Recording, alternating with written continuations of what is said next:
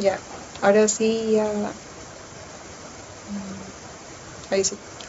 Ahora sí ya arreglé el problema. Entonces vamos a ir aquí. Y ahora sí seguimos con la explicación. Bueno, como había dicho, estas curvas podemos notar a simple vista que se asemejan mucho a lo que es la curva BH de un circuito magnético, ¿verdad? Y es que esto tiene sentido precisamente porque tenemos que el flujo sabemos que es proporcional a B y esto también es proporcional a la FEM inducida y tenemos que la corriente es proporcional a la fuerza magnetizante, ¿verdad? No, por favor. Bueno, sabemos que esto es proporcional a la fuerza magnetizante y esto es proporcional a el campo magnético, ¿verdad? Bueno, entonces, como podemos ver y como había ya adelantado un poquito antes, la corriente de campo va a regir tanto el funcionamiento o la cantidad de flujo, o sea, la corriente es proporcional, el flujo es proporcional a la corriente, pero esto es lineal en un cierto periodo, o sea, en una cierta zona que precisamente la vamos a llamar zona de operación, como habíamos visto ya anteriormente. Este va a ser nuestro codo de saturación y esta ya va a estar en saturación. Si se fijan en este punto, esto ya es recto, o sea que por más que aumentemos la corriente no va a aumentar el flujo precisamente porque está saturado. Y de hecho este punto, o sea, esta zona es peligrosa. ¿Por qué? Porque van a empezar a haber sobrecorrientes, el campo llega a su límite y esto puede producir efectos nocivos en la máquina, como sobrecalentamientos o, como dije ya, sobrecorriente. Lo mismo con la FEM inducida. La corriente de campo controla la FEM inducida. Estas dos gráficas son para velocidad constante, porque sí o sí la velocidad en un motor síncrono va a ser constante, porque si no fuera constante se pierde la sincronía, ¿verdad? Bueno, un factor importante dentro de lo que es la máquina síncrona es la reacción de armadura. En la máquina de inducción habíamos visto que la reacción de armadura era positiva, pero en la máquina síncrona no va a ser así. En la máquina síncrona, bueno, como se dijo, cuando el rotor de un generador gira, se induce una tensión en los terminales del estator, ¿cierto? Si se añade una carga a las terminales del generador, la corriente fluye. Esta corriente, cuando fluya, va a generar igualmente un campo magnético, pero este campo magnético va a ser contrario al campo generado por el rotor, o sea, como que va a hacer que la máquina pierda fuerza, y esto va a hacer que se produzca una distorsión en el campo magnético original, que le había mostrado antes que tenía una magnitud constante. Bueno, lo ideal sería que eso tuviera una magnitud constante y que simplemente fuera sinusoidal por el coseno al que estaba asociado, ¿verdad? Pero esto en la realidad no es así, precisamente por esta reacción de armadura que también aparecía en lo que era la máquina de corriente continua, ¿cierto? Y bueno, como dice aquí, a este efecto se le denomina como reacción de armadura o del inducido.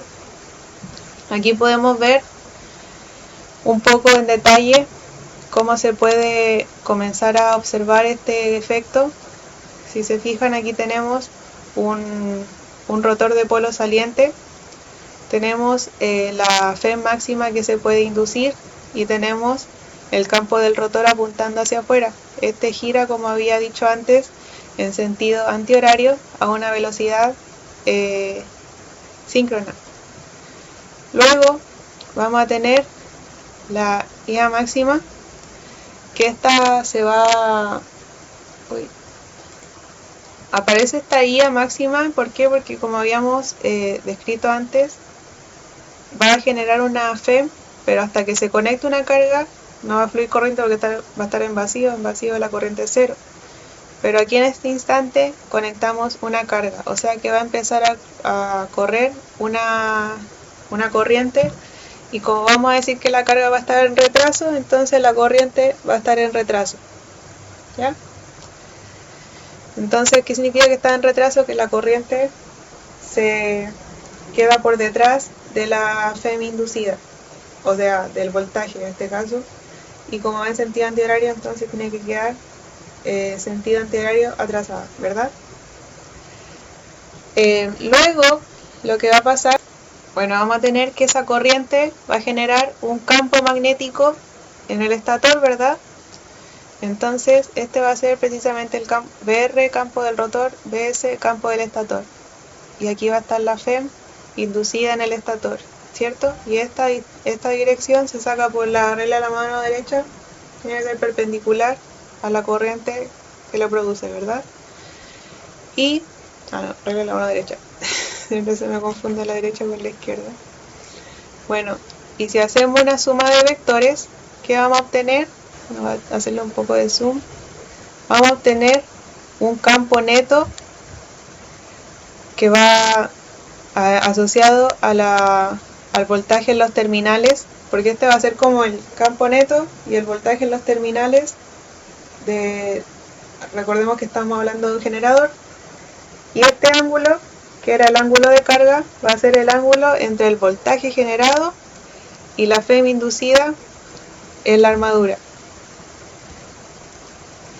Entonces, para estudiar lo que es el estator y el rotor en polos salientes, bueno, en general en el rotor se utiliza lo que es el eje directo y el eje de cuadratura. El eje directo va en línea con la forma del rotor, y el eje de cuadratura va hacia la parte que tiene mayor reluctancia, que en este caso es donde está la mayor cantidad de entrehierro, ¿verdad? Porque como decíamos, en el rotor de polo saliente el entrehierro es variable. Bueno, así. Y aquí se puede ver que entonces el voltaje en los bornes va a ser, por así decirlo, el voltaje neto.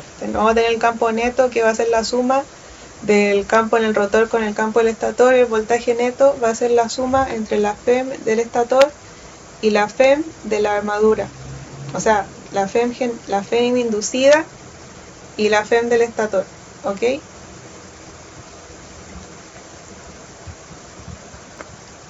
Pero hay que tener ojo porque esa FEM que se llama FEM estator no es la misma FEM que fue producida por el campo rotatorio, porque esa es la FEM, esa es la E sub A, esa es la FEM de la armadura, que ahí vamos a ver un poquito más sobre eso. Pero hay que tener claro que ahora van a haber dos FEM en el estator, ¿ya? La FEM producida por el campo del estator y la FEM producida por el campo del rotor, ¿cierto? Que precisamente ahí está lo que es la reacción de armadura, ¿ya? Bueno, ahora nosotros podemos, una forma muy eficiente de trabajar con la máquina síncrona, debido a que se trabaja mucho con ángulos y todo eso, es trabajar diagramas fasoriales por fase. Estos son equivalentes por fase. Y como estamos asumiendo que estamos en un sistema equilibrado y simétrico, entonces podemos hacer eso de trabajar por fases, porque se supone que todas las fases van a ser iguales, ¿verdad? Solamente con el desfase angular. Entonces, nosotros podemos trabajar con diagrama fasorial. En este caso tenemos el diagrama fasorial del motor y el del generador. ¿Y cómo se van a diferenciar? Porque el diagrama del motor, su eje de carga va a ser negativo, porque nosotros siempre vamos a tomar la referencia aquí en el voltaje de los terminales. El voltaje de los terminales vamos a decir que es de ángulo 0. Entonces, como aquí está el 0, este ángulo es negativo, el ángulo de carga. Y cuando es positivo, estamos hablando de generador. Si nos fijamos aquí, el eje de cuadratura va alineado a la FEM inducida en los terminales del estator, y a 90 grados está el eje directo. Aquí tenemos la resistencia síncrona, que ya vamos a ver lo que es, y la reactancia del eje directo y la reactancia del eje de cuadratura, porque cuando trabajamos con estos dos ejes se va a producir, porque esto va a generar una corriente que es la corriente neta, ¿verdad? Pero esta corriente la vamos a trabajar como corriente del eje directo y la corriente de eje de cuadratura. Esto se hace porque como el polo saliente no es simétrico, entonces se trabaja por partes. Porque precisamente por no ser simétrico, su entrehierro no es simétrico, entonces su reluctancia no es simétrica, entonces su flujo de magnético no es simétrico. ¿Ya? Entonces, vamos a tener aquí el diagrama facial del rotor, del generador, y si hacemos la suma de vectores, nos queda esta fórmula para el generador, y si hacemos la suma de vectores acá, nos queda esta fórmula para el motor. Podemos ver aquí el modelo circuital por fase. Bueno, en el caso de un motor de polos salientes, tenemos que X sub D y X sub Q, el de la reactancia de directo y de cuadratura son diferentes, y por lo general el del directo es mayor, la reactancia del directo es mayor. ¿Por qué? Porque recordemos que la reactancia es inversamente proporcional a la reluctancia, y la reluctancia aumenta cuando hay mayor entrehierro, porque la reluctancia a su vez es inversamente proporcional a la permeabilidad magnética, y la permeabilidad magnética en el aire es muy baja, entonces va a generar una gran reluctancia, que eso va a generar poca reactancia, ¿verdad? Porque la reactancia está precisamente ligada a lo que es la magnetización, y en el aire es mucho más magnetizable el hierro, y como el eje directo está en el hierro, por eso mismo su reactancia es baja, entonces su reluctancia es baja, entonces su reactancia es alta. Ya, espero que se haya entendido. Sin embargo, cuando la máquina es de rotor cilíndrico, se cumple que el eje directo es igual al eje de cuadratura, porque como dijimos, en el rotor de polos salientes no es simétrico el entrehierro. Sin embargo, en el de rotor de cilíndrico, su entrehierro sí es simétrico, porque tenemos que la sección transversal es circular. En el rotor de polos salientes, su sección transversal es como que acá es más gruesa, después acá es más delgadita, después acá es más grueso. En cambio, en el rotor de polos cilíndricos es regular, entonces el entrehierro es regular.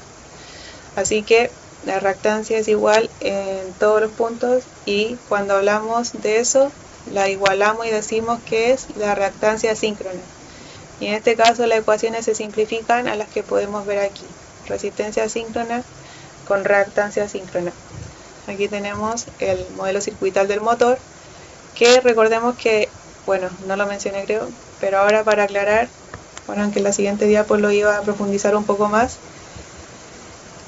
La FEM inducida por el rotor no es la misma FEM de los terminales de la máquina. Recordemos que los terminales, cuando es un motor es por donde se alimenta, y cuando es un generador es por donde sale lo generado. Entonces, el voltaje de los terminales no es lo mismo. ¿Por qué no es lo mismo? Precisamente por estas caídas que se producen aquí en esta impedancia, ¿verdad? Entonces, en el caso del motor, en los terminales se va a alimentar con un voltaje V, que se le suele decir V sub A, y aquí se va a inducir una FEM E sub F, que se le suele llamar, y cuando el generador es al revés.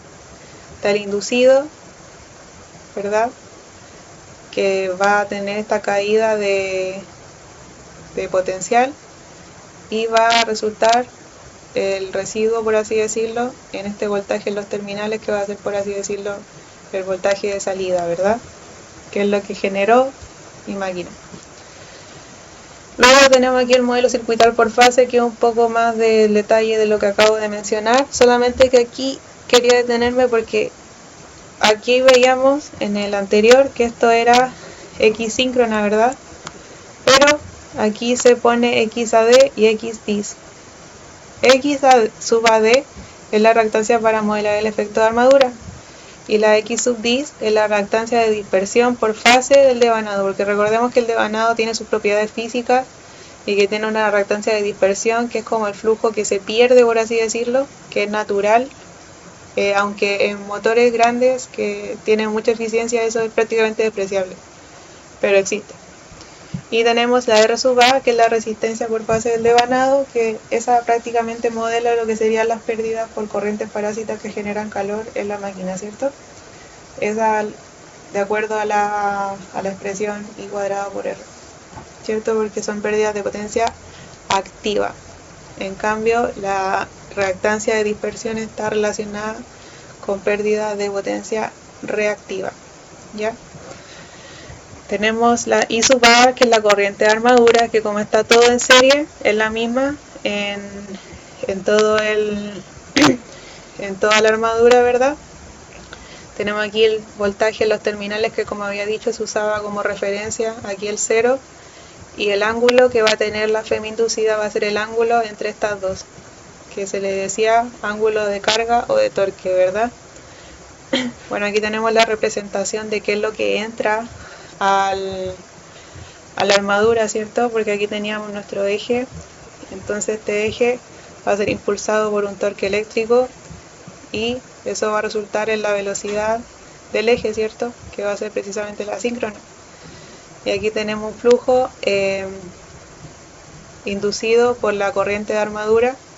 Y aquí tenemos una R sub F, que es básicamente una, bueno, aquí falta la rayita, pero esta es una resistencia del campo que es variable, porque en base a esta se varía lo que sería la corriente de campo, o también se varía de acuerdo a como los métodos que mencioné antes, que eran los sistemas de arranque y de excitación, ¿verdad? Y aquí tenemos la V sub F, que es el voltaje de campo, que es de corriente continua, al igual que la corriente, o sea, el voltaje de campo que es continuo, al igual que la corriente de campo que también es continua. Bueno, aquí tenemos más de lo mismo, solamente que en el caso trifásico, que como tenemos que es equilibrado y simétrico, entonces se repite lo mismo, solamente que aquí van a haber desfases, ¿cierto? Ahora vamos a hablar de la determinación de parámetros y vamos a retomar las curvas que habíamos visto anteriormente. Bueno, a diferencia de, por ejemplo, el motor de inducción, en el motor síncrono no podemos hacer ensayos y obtener valores fijos que pudieran representar el motor en operación. Aquí eso es complicado, ¿por qué? Porque básicamente el funcionamiento de la máquina se va a regir, como dije, principalmente por la corriente de campo y el sistema de excitación. Entonces, los parámetros de la máquina podríamos decir que no son constantes, como habíamos visto en otras ocasiones, sino que van a depender mucho de qué zona de operación estemos trabajando. Así que en este caso nosotros no vamos a ver ensayos y obtener valores fijos, sino que vamos a hacer el ensayo y vamos con los datos recopilados en cada instante a generar una curva, ¿ya? Pero aún así van a seguir existiendo los dos tipos de ensayos, solamente que, como dije, de estos ensayos ya no se van a obtener valores fijos, se van a obtener curvas, ¿ya? Entonces, aquí, ¿qué nos dice? Para determinar de manera experimental la reactancia síncrona de una máquina síncrona de rotor cilíndrico, se debe determinar de manera experimental la curva de circuito abierto o excitación y la curva de cortocircuito. Ya, es una pequeña pausa para tomarme un cafecito. Ahora volvemos. Entonces estábamos en lo que es determinación de parámetros, que ya expliqué por qué ahora tenemos que obtener curvas en vez de valores, ¿verdad? Entonces vamos a tener el circuito de ensayo en vacío, que es básicamente dejar los terminales de la armadura abiertos, ¿verdad? Vamos a obtener el voltaje entre líneas en el tiempo de acuerdo a una corriente de campo variable. Entonces aquí tenemos un amperímetro que nos va a ir registrando los valores de corriente, y aquí un voltímetro que nos va a ir registrando los valores de voltaje. Y el ensayo en cortocircuito, que va a ser lo mismo, solamente que ahora la armadura la vamos a dejar en corto y vamos a obtener la corriente de línea mediante un amperímetro. Entonces aquí vamos a obtener una corriente, aquí ¿qué vamos a obtener? Vamos a obtener voltaje de los terminales versus voltaje inducido versus corriente de campo, porque aquí como está en vacío, el único como había dicho antes, el voltaje de los terminales no es lo mismo que el voltaje inducido en el estator, pero hay un caso donde eso sí ocurre y es cuando está en vacío.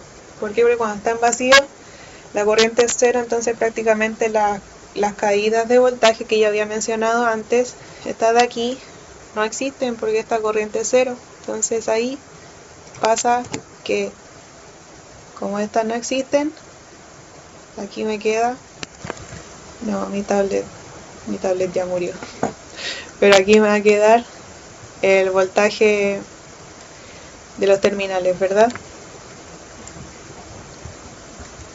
Ya. Entonces vamos a tener el ensayo de vacío.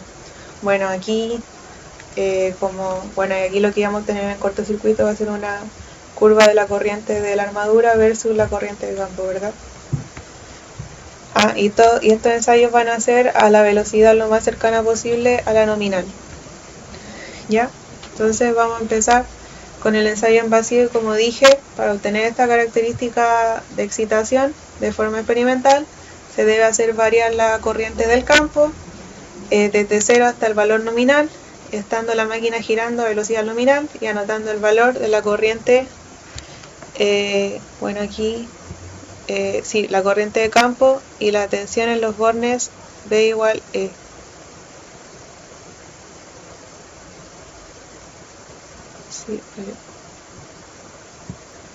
Ahora sí, había colocado mal las curvas, había colocado la de circuito cerrado, o sea, la de corto en la de abierto y estaba así como que, pero ahí lo arreglé.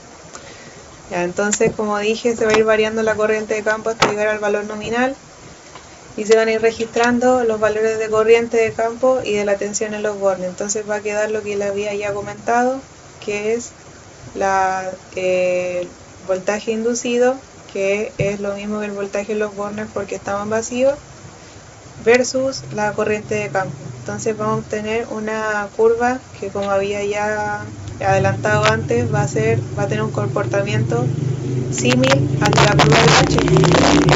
La FEM es proporcional al campo magnético y la corriente proporcional a la fuerza magnetizante, ¿cierto? Y vamos a obtener que esto va a ser lineal en cierta zona y que después se va a saturar. Aquí podemos ver, como dije, que va a ser un comportamiento similar de la curva BH, donde vamos a tener una zona lineal y después una saturación. Y esta línea de entrehierro es una línea que simula la curva de excitación si es que no existiese la saturación. ¿Y sirve para qué? Para dejar como en evidencia cuánto afecta la saturación al sistema. Entonces, hasta por aquí nomás podríamos operar y después vendría la saturación, pero la línea del entrehierro, como dije, es una referencia, ¿ya? Luego vamos a tener el ensayo en cortocircuito, que como dije, iba a ser con los terminales de salida estamos en modo generador, va a ser con los terminales de salida en corto y se iba a aumentar la corriente gradualmente, solamente que esta vez no vamos a llegar al valor nominal, porque no podemos llegar a valores que puedan ser perjudiciales para la máquina, porque como estamos en corto no podemos aumentar tanto la corriente, ¿verdad? Entonces, esta prueba tiene que hacerse a una velocidad aproximadamente igual a la nominal. Como dije, estos dos ensayos son con la velocidad nominal, que sería la velocidad síncrona, y vamos a obtener una curva lineal, que es la característica de cortocircuito, donde tenemos la corriente de armadura versus la corriente de campo. Ahora, esto nos da lineal, pero no quiere decir que sea lineal. Esto igual va a tener un punto de saturación, solo que, como dije, esta vez no íbamos a llegar a la corriente nominal, a la corriente nominal del circuito de campo, porque estamos precisamente en corto, no podemos arriesgarnos a quemar los bobinados por subir mucho la corriente en corto. Entonces, porque recordemos que el voltaje en corto es aproximadamente 0, entonces la relación por ley de Ohm va a hacer que la corriente suba mucho, ¿verdad? Entonces, como la corriente no aumenta mucho, es como si la comparamos aquí con la de vacío, como que nos vamos a mantener como en este rango de corriente, así. No sé si se comprende, pero nos vamos a mantener en este rango más o menos, entonces por eso es que nos va a dar una curva lineal, pero no es que sea lineal. Eso es una cosa muy importante de aclarar. Luego, para determinar la reactancia síncrona, ¿qué vamos a hacer? Vamos a acoplar ambas curvas. Vamos a asumir que esto va a seguir lineal solamente por ser una aproximación, y vamos a tener aquí la característica en circuito en corto y la característica esta en vacío y esta en corto. Entonces, ¿qué vamos a tener? Que vamos a hacer como la misma forma de determinar parámetros, solo que esta vez vamos a trabajar con distancia de la curva, como que vamos a ver la curva y vamos de la curva a sacar los valores dependiendo de dónde nos encontremos. ¿Ok? Recordemos que esta es una velocidad constante, entonces dependiendo de qué zona de operación nos encontremos, nosotros vamos a hacer el ensayo. ¿Y cómo se va a hacer el ensayo? Vamos a agarrar la inducida en el corto, que es básicamente aquí, y lo vamos a dividir por la corriente, la inducida en el vacío, y lo vamos a dividir por la corriente en el corto, que sería esto de aquí. Entonces, si se fijan, vamos a tener voltaje partido en corriente, y eso nos va a entregar la impedancia síncrona. Y el X sub S se va a determinar de la siguiente forma. Y el R sub A se mide directamente o del ensayo CC, que es como también lo que se vio en inductiva, que es la medición de la resistencia, que si está en delta hay que tener en cuenta que van a quedar una en paralelo a dos en serie, y si está en estrella van a quedar dos en serie, ¿ya? Y después tenemos que como X, como la inductancia, la reactancia síncrona es mayor que la resistencia de armadura, porque como había dicho, en un motor ideal, como que las pérdidas por corriente, o sea, por calor, son más despreciables, ¿verdad?